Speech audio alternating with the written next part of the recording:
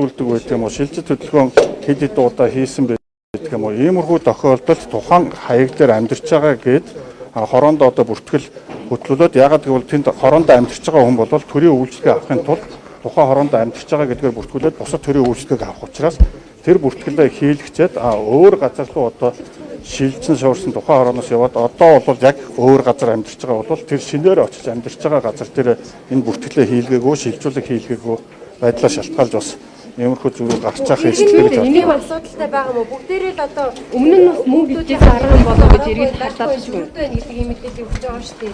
Бүх иргэн хорон дээр очих юм. Тэгэхээр энэ дээр бол бүх иргэний хувьд биш яг иргэн яг өөрийнхөө мэдээллийг би надад ямар мэдээлэл байгаа вэ? Миний өрхийн бүтц ямар үлээ гэдгийг иргэн өөрөө хамгийн сайн мэддэг учраас хэрвээ тэн дээр иргэн дээр зөрүүтэй байна гэх юм бол мэдээлэлээ шалгуулах хүсэлттэй иргэн л хүсэл гаргана гэсэн үг. Түүнээс бос бол бүхөө юугаа ий халамж руу гэдэг юм уу, ий Монголын руу ороод иргэн өөрийнхөө мэдээллийг одоо шууд ороод шалгах одоо боломж нь бол нээлттэй байгаа. Засах боломжгүй энэ дээр миний мэдээлэл зөрүүтэй байна. Энэ мэдээлэлээ шалгуулмаар байна гэдэг хүсэлтэд гаргаад тэр хүсэлт нь тухайн мэдээлэгчийг хариуцагч байгууллагууд руу хуваарлагдаад шалгалтын ажил бол хийгдэнэ гэж тооцоолж байгаа. Энд дээр хүүхдийн мөнгө олгохтой холбоотой асуудлыг хэрэгжүүлэх байгууллага нь хөдөлмөр нийгмийн хамгааллын яам учраас бас хөдөлмөр нийгмийн хамгааллын яамаас энэ дээр тодорхой мэдээлэл өгөх хэрэгтэй. Илгэн гэдэг хийж байгаа шүү дээ. Тэнгүүд маш олон иргэд ерөнхийдөө бол илгэн шүү дээ. Тэгэхээр танаа одоо тэр систем чинь дийлэх юм уу? Энэ дээр яг манай үндэсний статистикийн оргоноос бол загварын одоо тооцоол дээр төрийн 10 гаруй байгууллага Дэлхийн банктай хамтарч ажилласан байгаа. Тэгээ яг энэ хэрэгжилттэй холбоотой гомдол одоо хүсэл хүлээж авах шийдвэрлэх энэ бүх процесс маань батлагдсан журмын дагуу хөдөлмөр нийгмийн хамгааллын яам хариуцж хэрэгжүүлэх учраас та бүхэн бас яг холбогдох яамнаас нь мэдээлэл авах зүйтэй. Одоо яг энэ орлогыг нэг хитэн дүүргөөр тооцож байгаа юм бэ? Дээд нь хитэн дүүргөөр өмнөх байгаа юм байна. Тэгэхээр түрүү бол энэ дээр бол яг тодорхой зөвхөн нэг үзүүлэлт дээр нь үзүүлэлтийг салгаж аваад тодорхой ийм одоо босготой байгаа гэдэг зүйл бол байхгүй. Орлого хөдлөх болон үйл хөдлөх хөрөнгийн мэдээлэл дээр үндэслэн аж байдлын үнэлгээ бол хийгдэж байгаа учраас зөвхөн нэг мэдээллийг үзүүлэлтийг салгаж аваад ийм үзүүлэлтэр гэж одоо хариулт өгөх тийм хязгаарлах боломж бол байхгүй байна.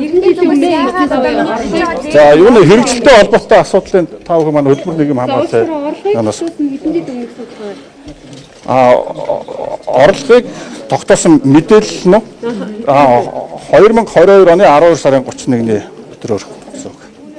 Статистикийн орон дээр бол иргэдийн бүх иргэдийн мэдээлэл юу байгаа шүү дээ. Нийгмийн эдийн засгийн үзүүлэлтээр сар болгон гаргадаг. Энэ мэдээлэл дээр үндэслээд та бүхэн тэгээд яг өрхийн орлого бүх айл өрхийнхөө орлогыг тооцоод энийг ингэж гаргачих болдгоо юм уу? Заавал ингэж ийм Монголиа дээр дахин ийм хүндрэл үүсгэх шаардлага юм уу? Үндэсний статистикийн орон бол хуулиар хүрээсэн үүргийнхаа хүрээнд Монгол Улсын нийгмийн эдийн засгийн статистикийн мэдээг бол 7 хоног сар улирал хагасжил жилийн давтамжтай гаргадаг. За энэ дээр бол мэдээлэлүүд маань албан ёсны статистикийн мэдээлэл нь тоолох төвөр судалгаан дээр үндэслэж гаргадаг байгаа. Тэгэхээр бүх иргэдийн мэдээллийг бол бид одоо хүний хувийн мэдээлэл хамгаалах тухай хууль байна, нийтийн мэдээлэл ил тод байдлын тухай хууль байна. Эдгээр хуулийн хэрэгжүүлэх хүрээнд бол одоо бүх байгууллагын мэдээлэл бол бид нар одоо хандах нь бол хязгаарлалттай байгаа. Тэгэхээр энэ дээр иргэний тооллогууд бас байдаг.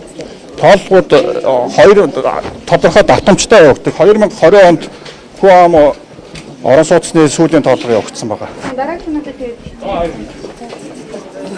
энэ хацаа хин блэ?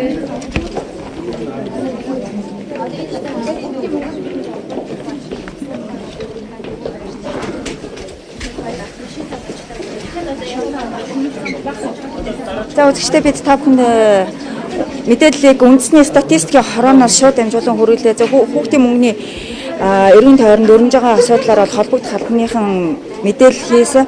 За ямар ч тач одоо энэ хүсэлт иргэд бол хүсэлт гаргах боломжтой гэсэн ийм мэдээлэл өгж байгаа. Гэвч одоогийн байдлаар ийм Монголиа систем нь бол ажиллагаагүй засвартайгаа ерөнхийдөө бол асуудлыг нэлээд бүрхэг байдлаар тайлбарлалаа.